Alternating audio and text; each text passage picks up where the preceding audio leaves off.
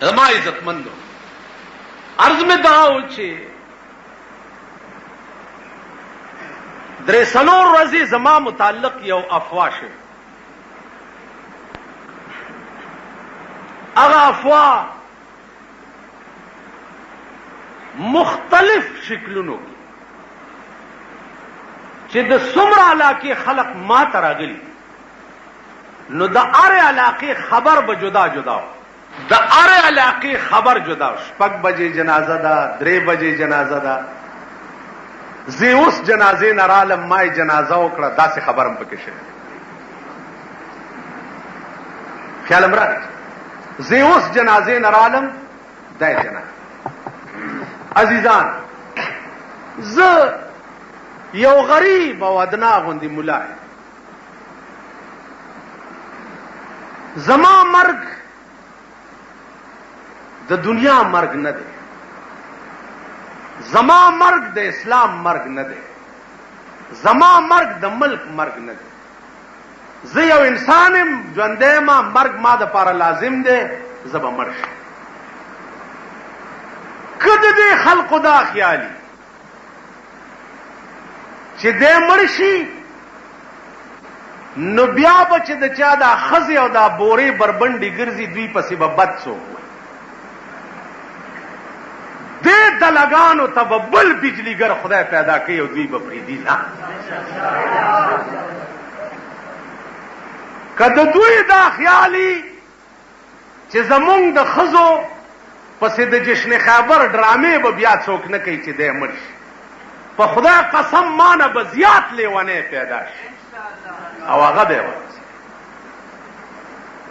دا نسبتونه ما چې تاسو ته ووي په دې 14 سنې یقین او ایمان لرئ چې د پیغمبر په مرګ دین ختم نشو نو د بجلیګر مولا په مرګ دین نه ختم.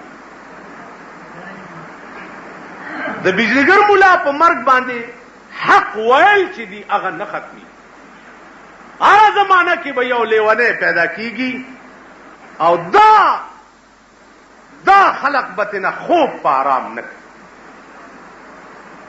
زما عزیزانو، څه لکۍ ورپورې بیا مونږ هم تړي. هر سړي چې اورېدلې ده نو 15 بچي ورسره زیات کړي دي. په دې به تاسو پوهئ. هر سړي چې اورېدلې ده نو 15 بچي ورسره کړي. دغه سړی خو لږ راونیسئ چې دا زما جنازه کې شریک و چې راځه که نه هغه جنازه یې تا څنګه چل کړې. هر سړي چې اورېدلې څه نه څه بچی یې ورسره لګولی. زما عزیزانو، ما ته هېڅ تعجب نشته، هېڅ فکر نشته. زما مرګ لازم دی، زه به یو ځل مړ کېږم. نوشیروان بادشاه ته یو سړی راغی، مبارک شه ستا فلانی دشمن مړ شو. هغه ورته ویل مرا به مرګ عدو جای شادمانی نیست، مرا به مرگ عدو جای شادمانی نیست، که زندگانی مانیز جاودانی نیست. ما ته د دشمن په مرګ باندې زید خوشاله نه ده. زه به ولې د دشمن په مرګ خوشالېږم؟ ځکه چې زه به ټول عمر ژوندی یم. زه به ټول عمر ژوندی یم چې زه د دشمن په مرګ باندې خوشحال شم. زما په مرګ دې څوک خوشحال ولی شي؟ که ده ته اطلاع د اسمان نه راغلي چې ته به نه مړ کېږې نو بس بیا ټیک ده، زما په مرګ دې خوشحال شي. عزیزانو، دا یو شرارت و، یو شیطانت او ما ته زیات افسوس چې دی په دې نه دی چې زه مړ یم، زه به مړ کېږم یو ورځ. ډېر افسوس ما ته د احباو، متعلقینو، دوستانو په تکلیف. د مردان الله بندگان کوم سړی مزاج دا پکار چې یو سړی یو خبره واوري او پې چپ شي او لږوندې تکلیف په ځان تیر کړي او منزل مقصود ته ځان ورسوي چې دا خبره رښتیا ده که غلط. او بس یو تلی بل ته ویلي، بل تلی بل ته ویلي، بل تلی بل ته.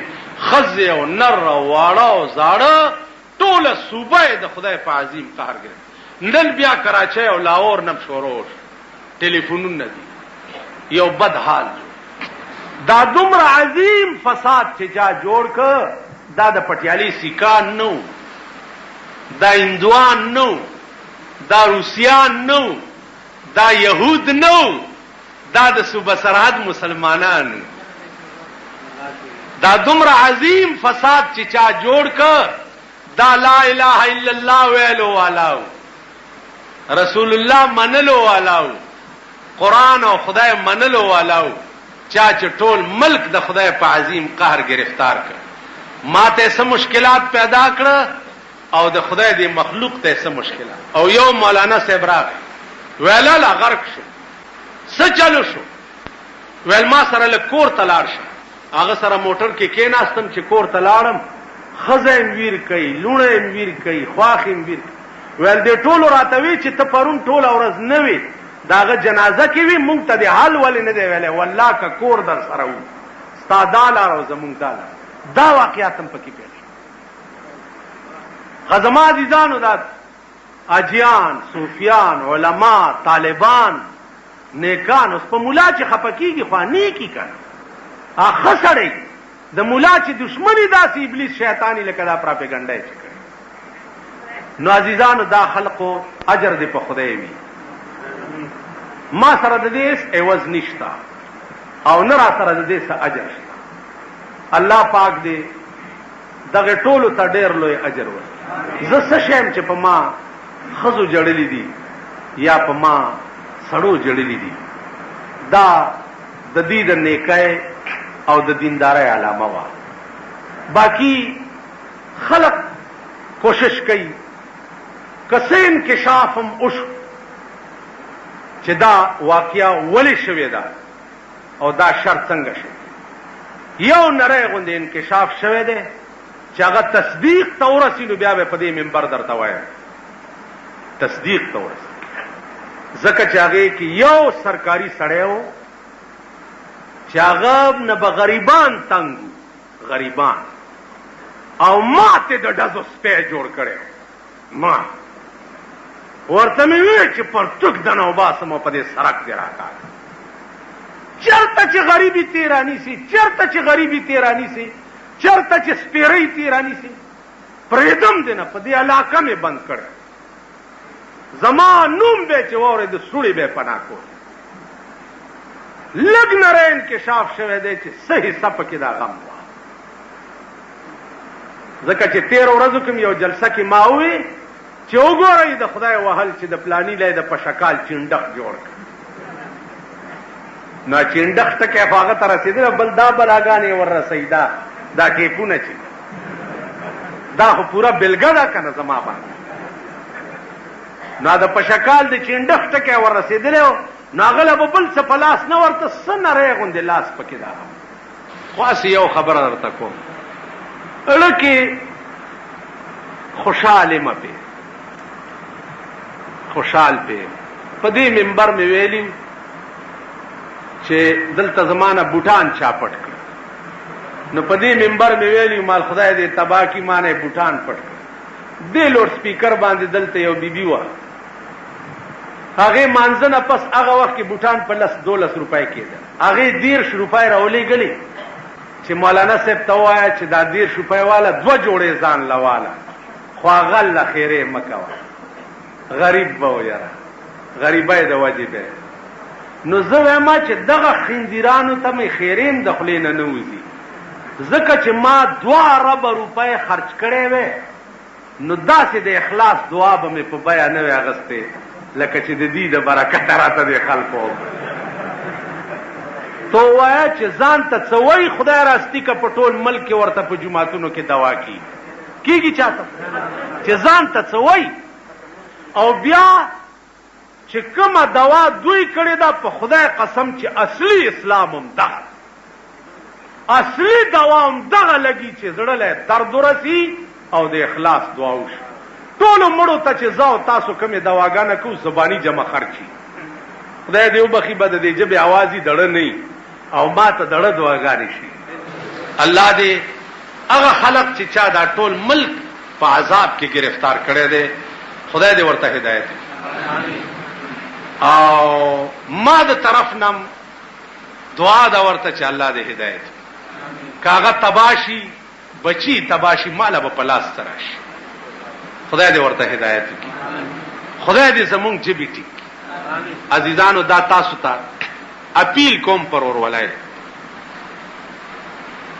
چې ان جاءکم فاسق بنبأ فتبین خدای پاک وایي چې یو فاسق درته یو گواہی راوړي نو خو تحقیق پکې کوي یو خبره چې واوري بل ته قطعا ترغه پورې مکوي چې ترسو پورې مقصد تم په خپل ځان نه رسوله او ځانم په دې پوي کړ دا یو دغه ملک اور د دې وجه بلشه چې یو بل سره غوګونه او جنگید او یو نه بل خبر او بل نه بل خبر او بل نه بل خبر دا اور د دې وجه لګیدل باقی زما ځان دې عزیزانو ډیرو خلقو ماتوي چې دا بس سازش وی او سپلانې وی او ساجدا وی کنه جی او ته ځان سره سو ګرځاوا څنګه سو ګرځاوا چې یو ټوپک والا ګرځاوا باقی زمایس دشمنی چا سره نشته په دې ملک کې که دشمنی وی نو هغه د حکومت سره ده حکومت سره مې په ذاتیاتو دشمنی نه ده حکومت سره مې په دې دشمنی ده چې د خدای دین سره ټوکې مکوي نو عزیزانو ستاسو د دعاګانو او د دې مینې برکت ته چې تر اوسه پورې خدای پاک بچ ساتلې دا ستاسو دعا باقی جبا خدای را کړی دا خدای به بندي ژوند خدای را کړی دی خدای به اخلي عزیزانو د بے غیرتۍ مرګ دی الله چاتم نه ور کوي نه دې ما ترا کوي او نه دې خدای تاسو ته همیشه مرګ چې دی د غیرت پکاري چې زه حق وایم او زه مرشم نو زه خدای نه نور غواړم څه په حق چې زه مرشم زما یعنی دا پروپاګاندا زما خلاف خو زما د وینا متعلق بچا کړي کنه نور خو ما د چا خرد لارې نه دی اړولي نه مې د چا چرګي تک کشي ویلي دي خو زما د یو حق وینا یا به لونه بار ګرځي هغه به ویلي یا به خزه چې دا بورا بورا کیږي هغه به ویلي یا به د درې دلای په ډګډګي به خزه ځان سره ګرځي هغه د بړوا بچي به ویلي ما خو دوی پس دې ز پرېدم چرتا پرېدم نه نو زما عزیزانو خدای دې تاسو ټول خوشاله زبا قسم په خدای کما ته دا پته وا چې ما سره د دومره خلکو مینا والله که زه خبر مال خو ملایم او تقریر دی وایوري او لاړ شو ده لیکن چې دا وړو زړو په ویلو جړلې دي نو عزیزانو اجرم په خدای دی او هغه خدای دې در سره خو کی چې کوم خدای دې ټول کائنات مالک دی زه غریب او ګناګار روسیا او شرمسار بزه د دې څه عوض یا څه بدل تاسو ته درکړم نو خدای دې تاسو ټول خوشحال ساتي چې د څومره کلو علاقو نه راغلي عزیزانو مانځنه پس تلو سره دا کوشش وکړي چې دا خبره ختم شي ځکه چې دا خلکو بالکل تسلی نه کیږي زه یو قسم د سکول نشم په ټوله صوبه په لپیټ نن کراچۍ او لاهور تم دا بلا ورسېدا نو زه ټول ملک نه ګرځېدای شم نه دورې کولای شم او دا ټیکونه مې پونه کوشش وکړي چې ځان سره یو سي دا ورته وغوي چې دا خلکو ته آرام شي او سکون شي ما ته دا ایمان دی چې په خپل مړو بچا دومره خفګان نه کړي لکه زما د مرګ دا بتا صلاح ناصر خان اسلامی کیسٹ ہاؤس بیرون کچہری گیٹ اشرف روڈ سرائے فقیر خان پیښور ښار کې د ناصر خان فرار سات ملاویږي احد مدینه منوره نه لږه غوندې فاصله باندې یو غر دی داغه غر نامه د احد او دغه جنگ داغه غر په خوا کې شوه دی د دې وجنه دغه جنگ ته جنگ احد وایي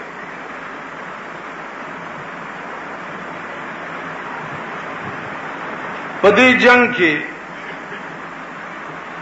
रसूलुल्लाह सल्लल्लाहु अलैहि वसल्लम पखपलम शरीक और ढेर लोय लोय अकाबिर सहाबा چې دي هغه هم پکې شریک.